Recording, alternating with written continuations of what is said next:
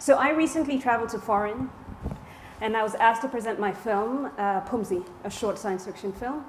And when I got to the customs desk, I'm always asked for my paperwork, I'm always the random check, and I'm always ready. I have my return ticket, my hotel accommodation, my invite letter, everything I need to prove that I do not intend to stay. So the customs officer asked me why I was there, and I explained. She asked me what my film was about, and I said it's a futuristic science fiction film about Africa. And then she asked, why is it so important? Why is it important enough for you to travel and discuss? To her, science fiction is obviously not important. And I couldn't blame her for an awkward question. She wasn't used to lions speaking.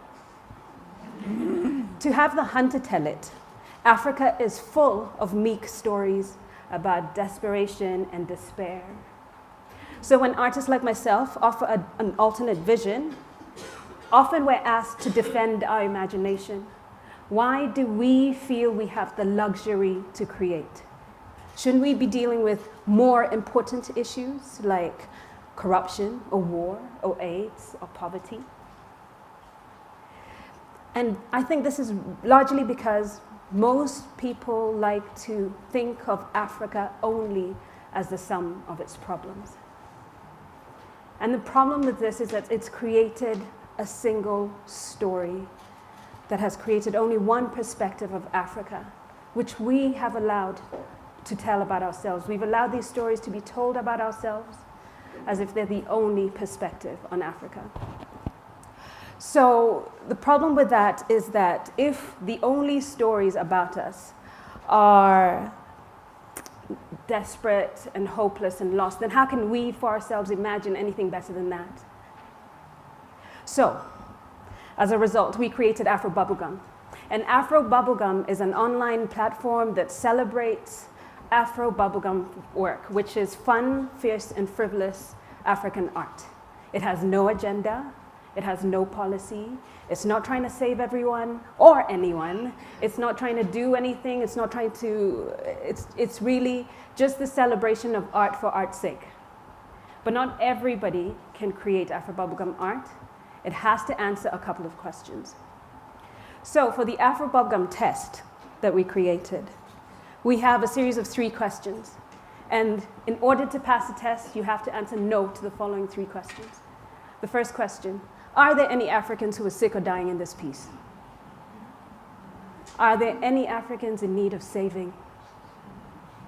Are there any who are desperate, hopeless, or lost?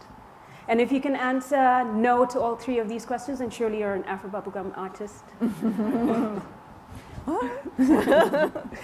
And what was great to discover is that there's been a history of AfroBubbleGum art through Africa. In the 60s and 70s, we had these amazing lookbooks or photo magazines or photo comics.